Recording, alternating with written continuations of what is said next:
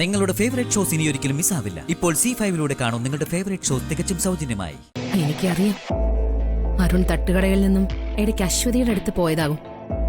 ഒന്നും വിട്ടു പറയുന്നില്ല. ആകെയും ശ്യാമയും അരുൺ ഒത്താശയാ.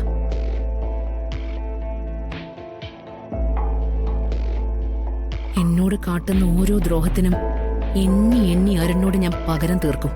നോക്കിക്കോ.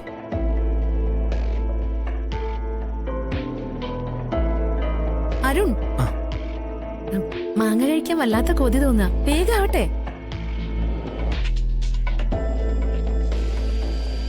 പാവം എന്റെ ശ്രീകുട്ടിമോള് എന്നെ കാണാതെ അവൾ ഒരുപാട് വിഷമിക്കുന്നുണ്ടാവും. അഭിയും അതെ. പക്ഷെ ആ വിഷമം അഭി പുറത്ത് കാണിക്കാത്ത.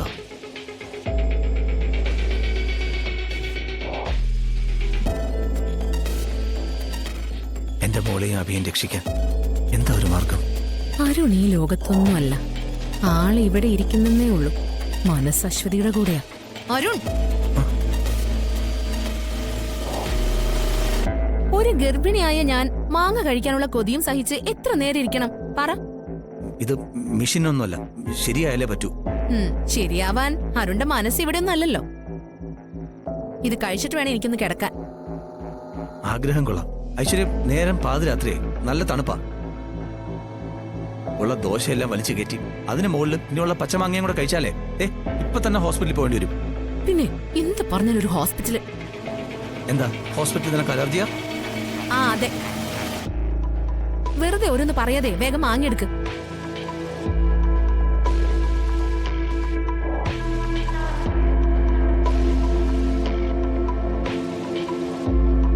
ആ, ഇനി ഒരു പീസ് ചെറിയുള്ളി,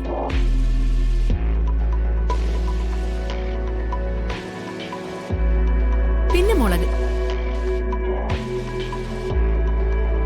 ശരി, മുളക് നല്ല എരിവാ.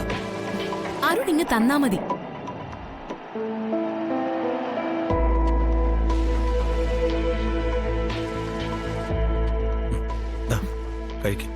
പിന്നെ ഗർഭിണിയായ ഭാര്യയ്ക്ക് ഇങ്ങനെയാണോ ഭർത്താവ് മാങ്ങ കൊടുക്കുന്നത്? അരുൺ, അതൊന്ന് സ്നേഹമായിട്ട് തന്നേ. ആ സ്നേഹത്തോടെ താ അരുൺ. ഇങ്ങനെ മുഖം വെറുപ്പിക്കല്ലേ, ചിരിച്ചോണ്ട് താ. എന്റെ വയറ്റിൽ കിടക്കുന്നത് അരുണിന്റെ കുഞ്ഞാ, അത് മറക്കരുത്. വയറ്റിലാണെങ്കിലും അമ്മയുടെ അച്ഛന്റെയും സ്നേഹവും സ്പർശനവും ഒക്കെ ആ കുഞ്ഞിന് മനസ്സിലാവുന്ന ശാസ്ത്രം പറയുന്നത്. അരുൺ എന്നോടുള്ള നീരസം വയറ്റിൽ കിടക്കുമ്പോഴേ നമ്മുടെ കുഞ്ഞിനും പകരണോ? അതുകൊണ്ട് ചിരിച്ചോണ്ട് തന്നെ. ഈ വയറ്റിൽ കിടക്കുന്ന നമ്മുടെ കുഞ്ഞിന് വേണ്ടെങ്കിലും ചിരിക്കാരോ? ആ ചിരിക്ക്.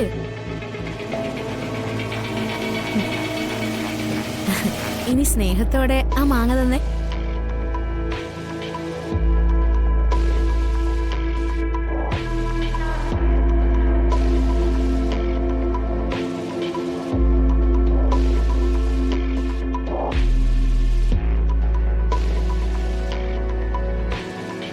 തീർന്നില്ല. ഇനി ഈ ഗർഭത്തിന്റെ കണക്ക് പറഞ്ഞ് ഞാൻ അരുണിനെ വലയ്ക്കും. ഡൗൺലോഡ് ചെയ്യൂ C5 ആപ്പ്. കാണൂ എല്ലാ എപ്പിസോഡുകളും സൗജന്യമായി.